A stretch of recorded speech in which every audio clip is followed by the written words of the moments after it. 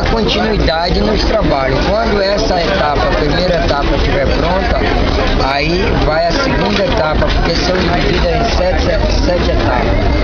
Então, provavelmente, ela vai ter uns 2 anos para estar concluída, talvez até mais, porque sempre tem o empecilho da chuva, não deixa de não ter uma greve dos funcionários trabalhando.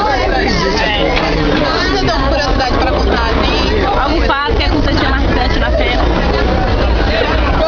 Olha, provavelmente as coisas mais marcantes que nós temos na feira são as saudades passadas que não voltam mais, e também não quer dizer que a gente aceite aquilo, aquela voltar mais. Era coisas marcantes.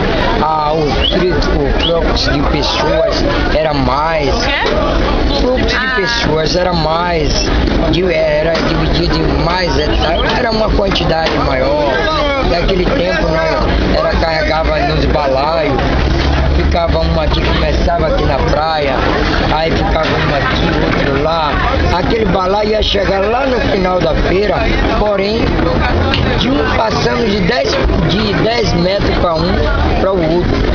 Então aquilo eu mesmo achava muito engraçado, que hoje é o carro de mão quem conduz, porque naquela época que a gente chegou aqui na feira não existia carro de mão, carregava no balaio.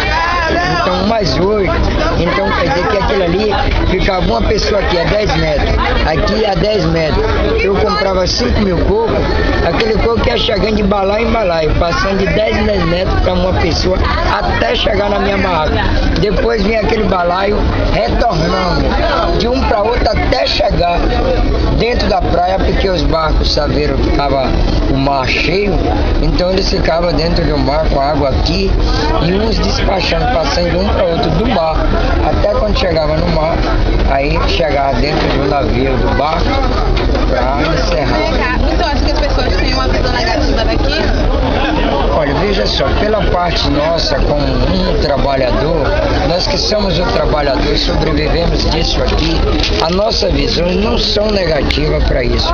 Nós vemos a negatividade do político, e nós muitas vezes elege eles, acredita neles, confia neles, e eles não devolvem a confiança que nós